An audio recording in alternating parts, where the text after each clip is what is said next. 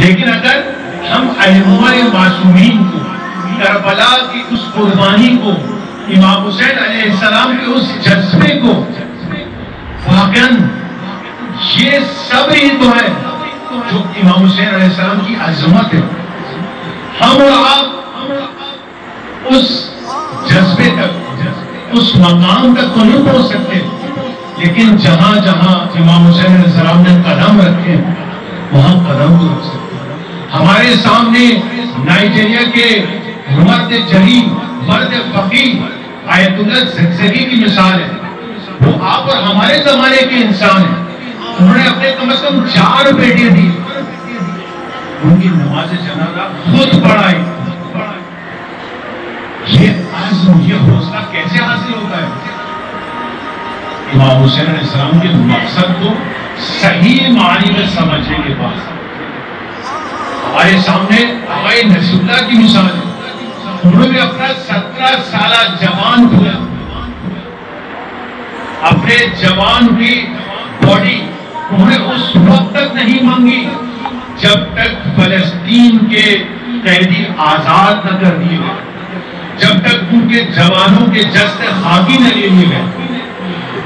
انہوں نے اپنے بیٹے کی میت کا مطالبہ نہیں کیا. ہمارے سامنے اتنی ساری مثالیں ہیں.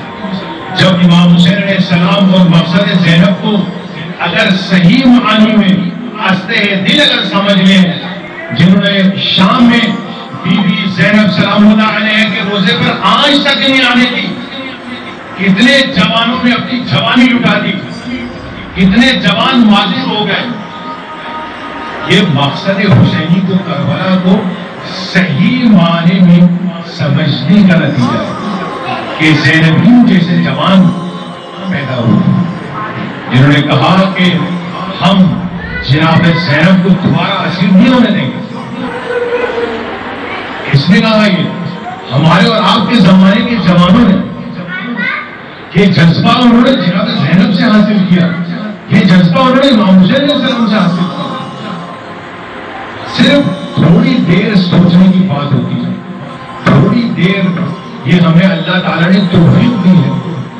آپ دیکھیں ہم بہت دن تک اگر مجالس میں نہ آئیں، اس فرش عزا پر نہ آئیں، اور کئی دنوں کے بعد آتے ہیں اور ہم ائمہ کا ذکر سنتے ہیں، اہل بیت کی شان سنتے ہیں، ہمارے دل نرم ہو جاتے ہیں. مولا علی کا نام آتے ہی ہمارا دل نرم ہو جاتا ہے، اہل بیت کا نام آتے ہی ہمارا دل نرم ہو جاتا ہے.